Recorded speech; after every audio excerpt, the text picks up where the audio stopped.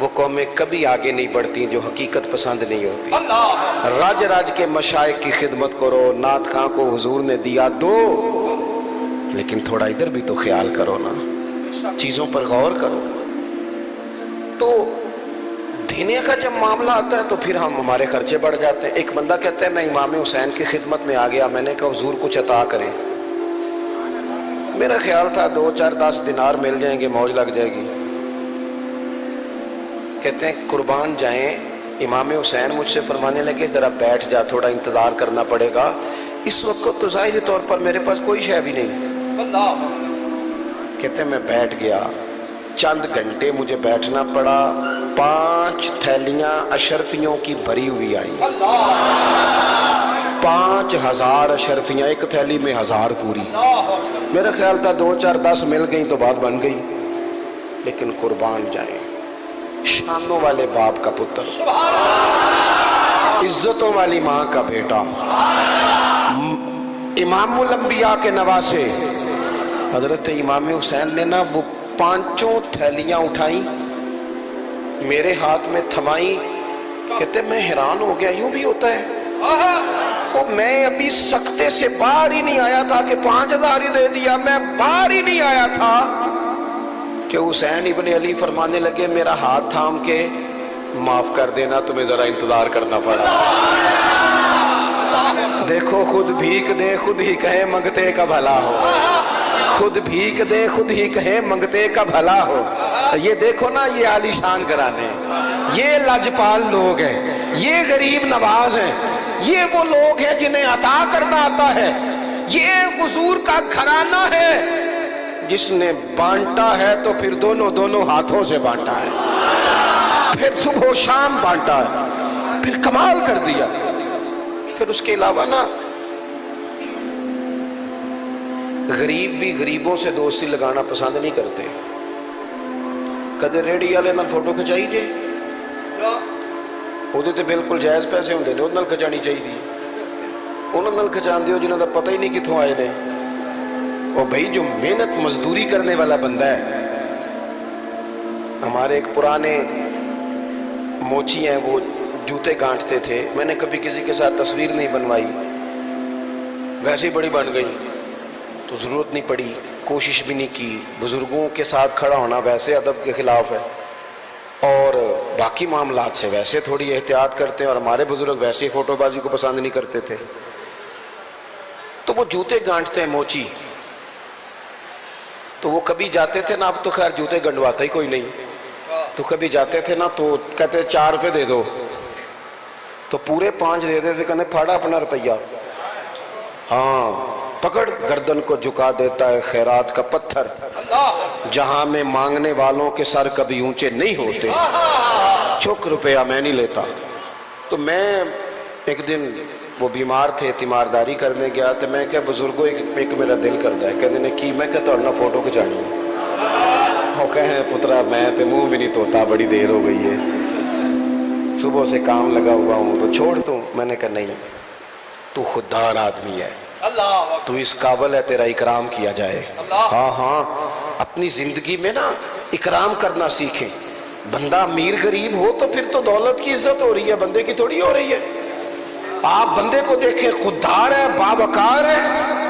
ہماری مذہبی محفلوں میں بھی جو بندہ زیادہ پیسے دے وہ مہمان خصوصی ہو جاتا ہے۔ میں اکثر کہتا ہوں چلو میلاد کی محفل میں اس کی صدارت کرا لیا کرو جو اٹھ کے فجر کی اذان دیتا ہے، جو مسجد میں جھاڑو دیتا ہے اسے خاص مہمان بنا لیا کرو۔ اپنی زندگی میں کچھ حقیقت پسندی بھی تو اختیار کرے نا۔ امام زین العابدین رضی اللہ تعالیٰ عنہ کہتے ہیں میرے سامنے امام حسین نے کھانا کھایا، روٹی کھا کے باہر نکلے تو باہر سڑک کنارے فقیر بیٹھے تھے، انہوں نے امام علی مقام، اور میں آپ کو بتاؤں روٹی کھا بھی صحیح مزدور ہی سکتا ہے جنہیں ہضم کر لینی، جو ہضم نہیں کرتے وہ تو نخرے کرتے ہیں، کہنے میں نے بند کی تھی ڈاکٹر نے، تو بھائی کو کام کر، چلنے پھرنے والا کھل جائے گی۔ مدرسے میں نا بچے امیر بھی ہوتے ہیں غریب بھی ہوتے ہیں، مدرسے میں مزدور لگے ہوئے تھے، تو ایک بچہ تھا تھوڑے امیر گھر کا، تو اس کا دل نہیں لگتا تھا، ابا پیسے بھی بڑے دیتا، تو میں نے اسے کہا پتر آتے نو آج مزیدار روٹی بخاوا کی ہوتی ہے۔ کھڑکی میں نے کھڑا کر لیا تو دوپہر کے وقت مزدور روٹی کھانے لگے، انہوں نے نا وہ اپنا پونا کھولا جو صبح وہ باندھ کے لاتے ہیں نا، پہلے ہاتھ دھوتے پھر خود پانی بھریا، پھر وہ انہوں نے وہ کھولا رومال، اور وہ جو اچار سویرے لائے تھے نا وہ رکھ کے وہ پونے کو بھی لگ گیا تھا، پھر انہوں نے جگہ چٹائی بچھائی، پھر اس کے اوپر بیٹھے، پھر جو لطف سے انہوں نے بسم اللہ پڑھی. ہو سکتا ہے تلفظ نہ ٹھیک ہو لیکن درد بالکل ٹھیک تھا، جذبہ بالکل ٹھیک تھا. پھر انہوں نے جب روٹی کھا کے پانی پی کے آسمان کی طرف دیکھا اور پھر اپنا وہ پونا باندھا، تو میں نے کہا یار یہ ہے وہ کھانا جو بندہ صحیح مزے لے لے کے کھاتا ہے. مزدور کے ساتھ امام علی مقام کو نا مزدوروں نے دعوت دی، سڑک پہ بیٹھے لوگ حضور روٹی کھا لیں، تو ابھی کھانا کھا کے آئے تھے امام، لیکن امام اتر گئے گھوڑے سے، ان کے ساتھ بیٹھ گئے، تھوڑی سی روٹی کھائی، وہ کہنے لگے حضور اور کھا لیں، تو فرمانے لگے کبھی آج تک کھانا کھا کے دوبارہ نہیں کھایا حسین، تو اس لیے زمین پہ بیٹھ گئے تھے تمہارے دل نہ ٹوٹ جائیں. یہ بندہ پروری تھوڑا سا نا غریبوں سے. میں بس بات سمیٹنے لگا ہوں، میرا مضمون مکمل ہو گیا. چوتھی بات یہ تھی کہ ان لوگوں میں بزدلی بالکل نہیں تھی، بہادر بڑے تھے. آج کل نا کاکروچ دیکھ کے چیخے مارنا یہ فیشن ہے، اور میرا بچہ جی چھپکلی دیکھ کے چیخے مارتا ہے، تو یہ میدان میں کیسے نکلے گا جی؟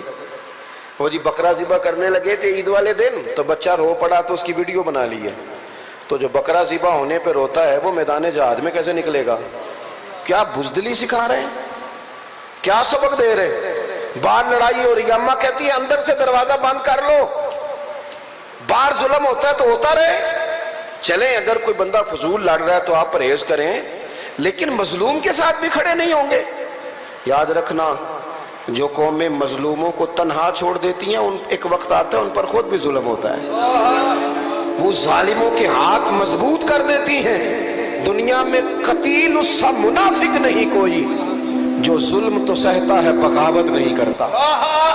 یہ کیا بات ہوئی کہ بندہ بات بھی نہ کرے، اس میں اتنی بھی ہمت نہ ہو کہ سچ کو سچ کہہ سکے.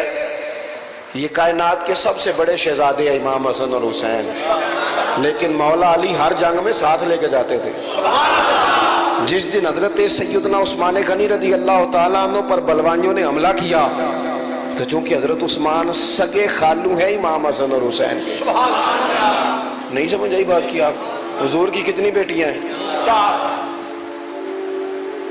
اس غلطے بھی تو پہلا سبق دینا پڑنا بابا سارا. اس کے لیے ایم فل کرنے کی ضرورت ہے. کتنی بیٹیاں؟ بول کے بتاؤ. سب سے بڑی سیدہ زینب، پھر حضرت ام کلثوم، پھر جناب رقیہ، پھر سیدہ فاطمہ رضی اللہ تعالیٰ عنہ. یہ حضور کی شہزادیاں ہیں، یہ نبی پاک کی اولاد پاک ہے. وہ ہمارے ہاں اصل میں ہوتا یہ ہے کہ جدھر ساری قوم جا رہی ہے ہم بھی چپ کر کے ادھر ہی چلے جاتے ہیں. حضور کی تو ہر نسبت قابل اکرام ہے، چیزوں کو یاد رکھا کریں. بس بات سمیٹ رہا ہوں. حضرت عثمان غنی خالو ہیں امام حسن اور حسین کے، چونکہ حضور کی دو شہزادیاں یکے بعد دیگر حضرت عثمان کے نکاح میں آئیں. نور کی سرکار سے پایا دو شالہ نور کا، ہو مبارک تم کو ذو